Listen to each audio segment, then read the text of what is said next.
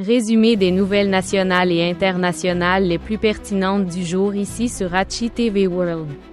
Avec sa présentatrice Angelica Sifuente. L'industrie canadienne se prépare aux tarifs promis par Trump sur l'acier et l'aluminium. Le président américain Donald Trump a annoncé l'imposition de droits de douane de 25% sur toutes les importations d'acier et d'aluminium, y compris en provenance de pays alliés comme le Canada et le Mexique.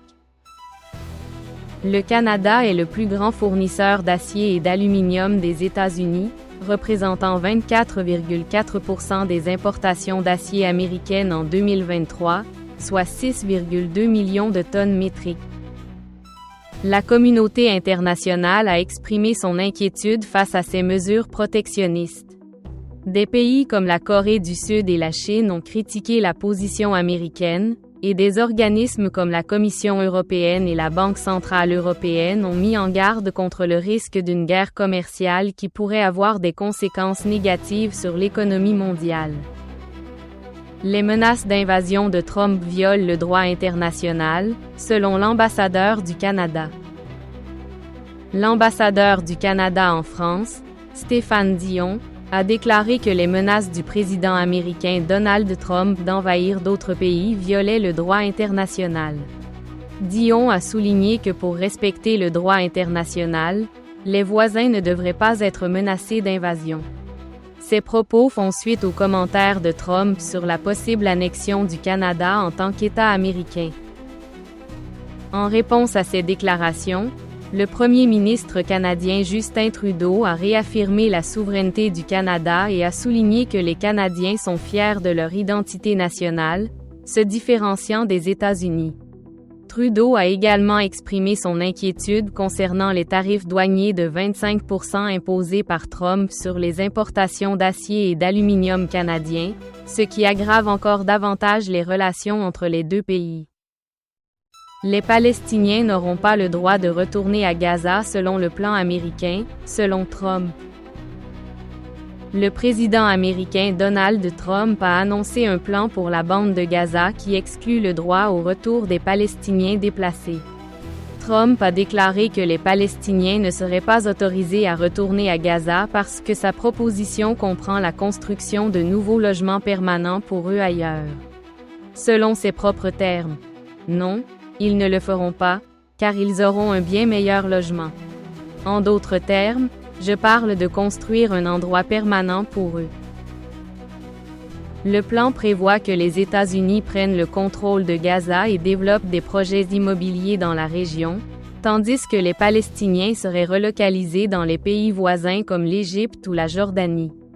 Trump a suggéré que les États-Unis pourraient financer la construction de ces nouvelles maisons. La proposition a suscité des critiques et du rejet au sein de la communauté internationale. Les responsables du Hamas ont qualifié les propos de Trump d'absurdes. En outre, des pays arabes, dont l'Égypte et la Jordanie, ont exprimé leur opposition au plan, affirmant qu'il menace la stabilité régionale et les droits des Palestiniens. L'Égypte a convoqué un sommet arabe d'urgence pour traiter de cette question. Pourquoi Trump veut des tarifs douaniers plus élevés sur l'acier et l'aluminium? Cette décision s'inscrit dans le cadre d'une politique protectionniste plus large visant à revitaliser l'industrie manufacturière américaine et à réduire la dépendance aux importations. Cette action a toutefois suscité des inquiétudes quant à d'éventuelles représailles commerciales de la part d'autres pays et à son impact sur les relations commerciales internationales. Cette mesure pourrait également augmenter les coûts pour les industries américaines qui dépendent des métaux importés, nuisant ainsi à leurs profits et à leurs emplois. Les représentants des associations du secteur exportateur ont souligné l'importance pour le gouvernement de gérer les exceptions à cette politique tarifaire. Parce que Trump veut les richesses minérales essentielles du Canada. Le président américain Donald Trump a manifesté un intérêt particulier pour les minéraux critiques du Canada en raison de leur importance stratégique pour la technologie moderne et la sécurité nationale. Le Canada est riche en près de 3 douzaines de ces minéraux essentiels et produit plus de 60 minéraux et métaux, dont le nickel, la potasse, l'aluminium et l'uranium. Ces ressources sont réparties sur l'ensemble du pays. Ontario. Abondante en nickel, chromite et cuivre. Québec. Possède du lithium, des terres rares et du graphite. Colombie-Britannique. Possède des gisements de cuivre, de molybdène et de niobium. Saskatchewan et Manitoba, réputés pour leur uranium et leur potasse de haute qualité. Une part importante de ces matières est exportée vers les États-Unis, qui était le plus grand acheteur de minéraux critiques du Canada en 2023.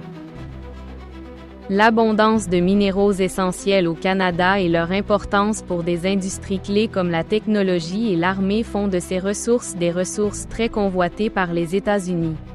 Toutefois, l'extraction de ces ressources au Canada est confrontée à des défis en raison de longs processus d'obtention de permis et d'obstacles réglementaires, qui peuvent retarder le développement de nouvelles mines de 5 à 25 ans. En bref, l'intérêt de Trump pour les minéraux critiques du Canada est dû à leur importance stratégique pour les États-Unis et à son intention d'assurer un approvisionnement constant de ces ressources essentielles. Votre avis compte. Abonnez-vous et suivez-nous sur nos plateformes Facebook, YouTube et TikTok, comme Hachi TV World. Pour être toujours informé des nouvelles les plus importantes et des analyses approfondies.